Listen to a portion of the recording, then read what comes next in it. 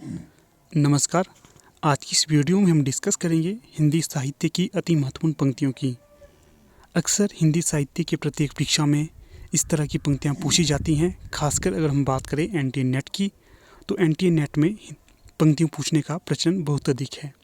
तो इसी के तहत इस वीडियो को लाया गया है, जहाँ पर आपको बहुत ही महत्वपूर्ण पंक्तियाँ बताई जाएंगी। अगर आप लोग इसे नोट करना चाहो तो आप इसे नोट कर सकते हो, क्योंकि आपको इस तरह की पंक्तियाँ बहुत ही कम देखने को मिलती हैं।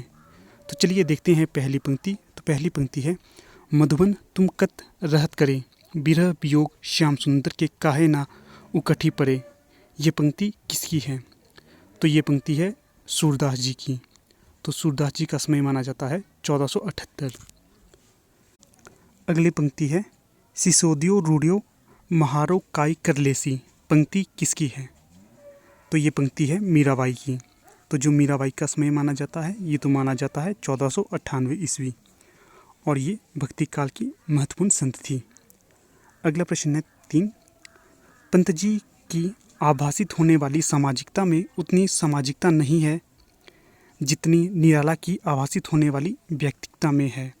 पंत जी के आशावाद में भी उतनी शक्ति नहीं है जितनी निराला के निराशावाद में है। प्रस्तुत आलोचनात्मक कथन किसका है? तो ये कथन है नामवर सिंह का। अगला कथन है, कल्पना शब्द का जितना अधिक प्रयोग और उसकी जितनी लोकप्रियता डैश के द्वारा मिली, उतनी पहले कभी ना मिली। रिक्त स्थान में क्या आएगा? तो यहाँ पर आएगा छायावाद। तो ये पूरी पंक्ति होगी इस प्रकार से, कल्पना शब्द का जितना अधिक प्रयोग और उसकी जितनी लोकप्रियता छायावाद के द्वारा मिली, उतनी पहले कभी नहीं मिली। अगली पंक्ति है 5, वेदना में एक शक्ति है जो दृष्टि देती है, जो यातना में है वह दृष्टा में हो सकता है। ये कथन किसका है? तो ये कथन होगा अज्ञेय जी का। तो अज्ञेय जी का जन्म माना जाता है 1911 में। आप इन तथ्यों को भी याद रख सकते हो।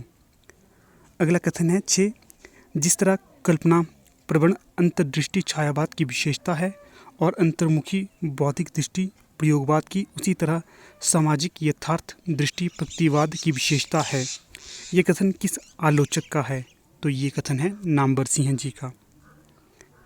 अगला कथन है 7, धर्म एक अफीम का नशा है और प्रारब्ध एक सुंदर प्रपंचना। ये कथन किसका है या किसका मत है? तो ये मत है मार्क्सवाद का। तो इस तरह से दर्शन के मत भी आपसे पूछे जाते हैं कि किस दर्शन का क्या मत है। तो आप इन तथ्यों को भी याद रख सकते हो।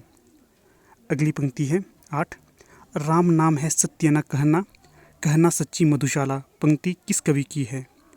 तो ये पंक्ति है हरिवंश राय बच्चन जी की।